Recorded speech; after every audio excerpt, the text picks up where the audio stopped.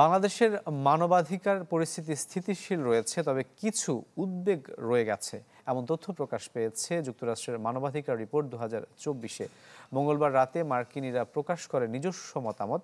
এতে বলা হয় যে 2024 সালে টানা কয়েক সপ্তাহ ছাত্র জনতার বিক্ষোভ এবং পুলিশ আওয়ামী লীগের সাথে সংঘর্ষের শত শত মানুষ নিহত হওয়ার পর আগস্টে কিছু মানবাধিকার লঙ্ঘনের ঘটনা ঘটে। এতে আরও বলা হয় যে মানবাধিকার সংস্থা এবং গণমাধ্যমের প্রতিবেদনে জুলাই আগস্টে ছাত্রলীগের দ্বারা গুরুতর মানবাধিকার লঙ্ঘনের ঘটনাগুলোকে নথিভুক্ত করা হয়েছে।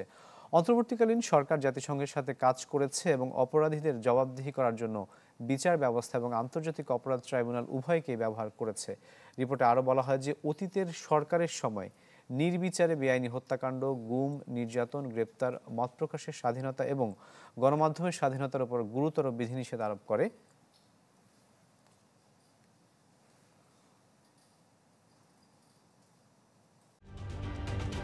ঢালাইয়ে দৃঢ়তা, নির্মাণে নিশ্চয়তা, প্রিমিয়ার সিমেন্ট, ঢালাইয়ের রাজা।